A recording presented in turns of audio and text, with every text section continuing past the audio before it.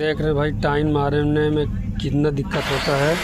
अब ये रूट पास हो गया तो जो ग्राइंडर है तो रूट की कटिंग कर रहा है। ये दिखाते हैं आपको। भाई ये हैं बिल्डर साहब। इसको आगे बढ़ाओ, सब्सक्राइब लाइक करो भाई।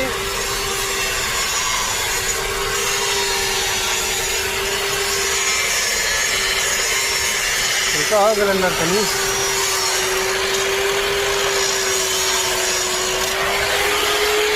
देखिए रूट काट रहा है।